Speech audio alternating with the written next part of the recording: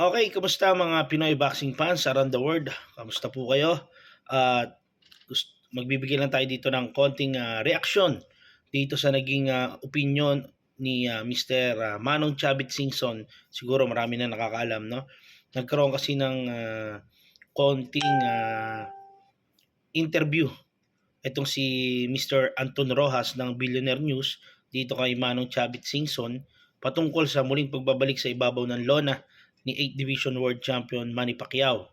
So, ang opinion niya, hindi raw siya pabor na muling lumaban itong si Champ Manny sa ibabaw ng lona, no?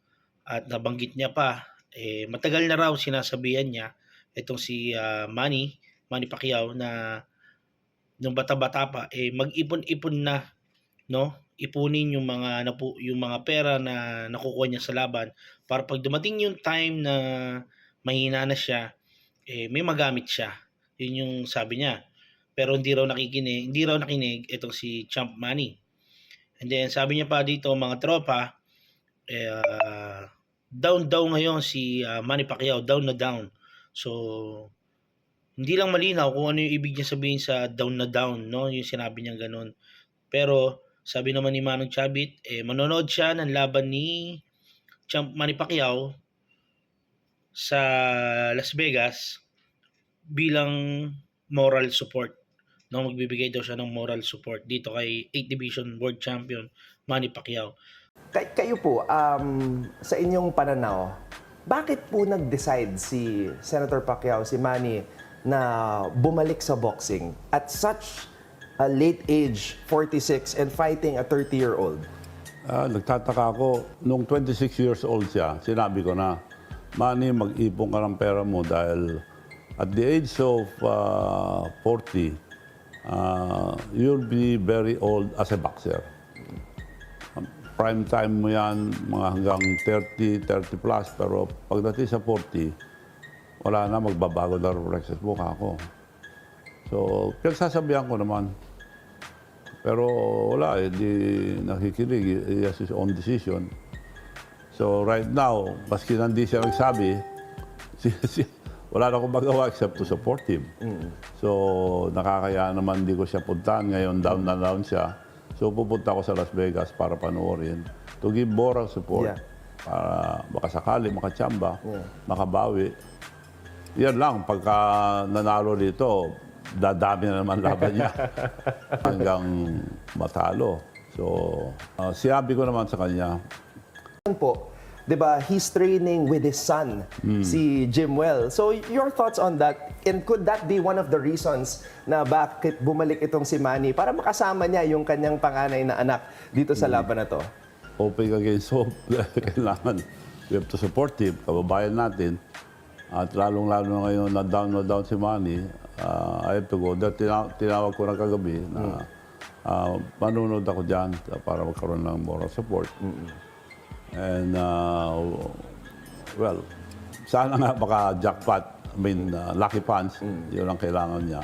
Mabigyan lang ng magandang opening. So, ngayon, usap-usapan sa boxing world, sa boxing news, lalo na rito sa Pilipinas, kung ano daw yung ibig sabihin ni Manong Chavit na down na down. Marami nagsasabi na baka raw down na down dahil wala ng pera, wala ng ipon dahil natalo sa eleksyon. So, hindi natin masabi, hindi natin alam kung ano talaga ibig sabihin ni Mr. Manong Chavit Singson tungkol doon sa down na down.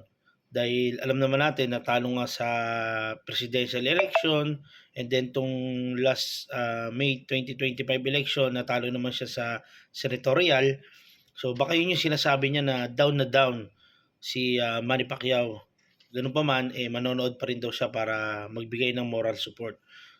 Kung ganun nga ang kung tumutugma yung sinasabi ng iba na baka raw dahil wala ng pera, ano sa palagay nyo mga idol, mga boxing fans, sa tingin nyo ba wala na talagang pera itong si Manny Pacquiao? O sa tingin nyo ba passion lang to ni Manny Pacquiao kaya gusto niyang bumalik, no? Pero kung ako naman ang tatanungin, tingin ko hindi tungkol sa pera ang muling pagbabalik niya. Although malaking pera yung makukuha niya, Pero sa tingin ko naman hindi pa ubos ang yaman ni Manny Pacquiao. Sobrang laki pa ng yaman niyan para maubos ng ganun-ganun lang. So, sabi niya nga, boxing is my passion, no? Parang lagi siyang kinukuliglig ng kanyang passion na lumaban, umakit sa ibabaw ng lona kasi doon daw siya na-excite. Kaya para sa akin, parang passion talaga ang nagtulak kay Manny Pacquiao para muling lumaban sa ibabaw ng lona. Siguro para masubukan niya ulit kung kaya niya pa ba o hindi na.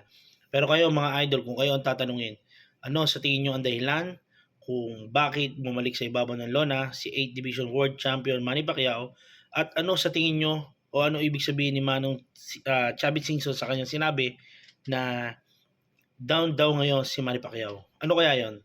Paki-comment mga tropa, mga boxing fans at pag-uusapan natin yan. So, thank you. Ingat kayo palagi and peace out.